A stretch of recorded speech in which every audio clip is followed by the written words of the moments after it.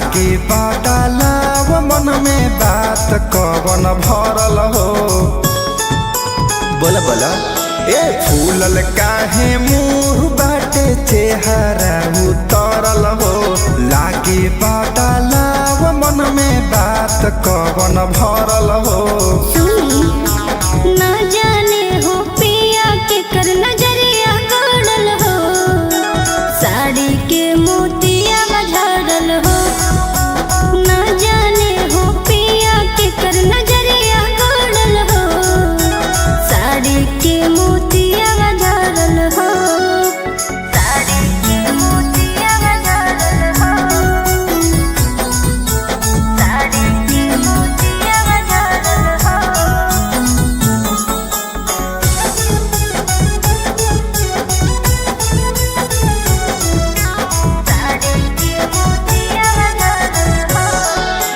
ले चलब पाटनमा बाबा जार बड़ी नामी।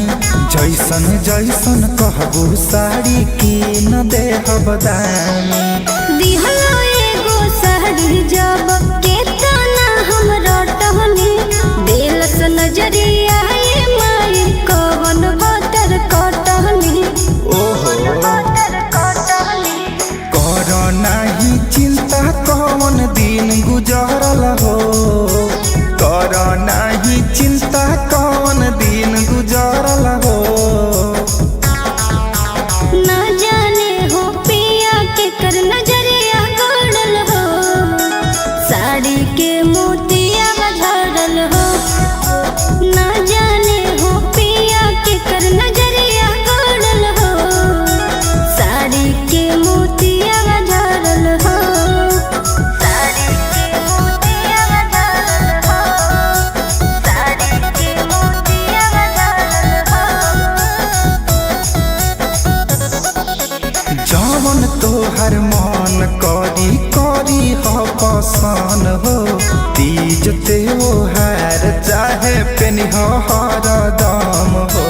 गोलू अंकुर पिया तू पूरा तारा सारा धा। कवन कलम मोहि ओ मेला बतिया गरदा। काहे चुप बनी बोली। रवि गुलशन कहे छोड़ बात ओकर करल हो। रवि कुंदन कहे छोड़ बात ओकर करल हो। अच्छा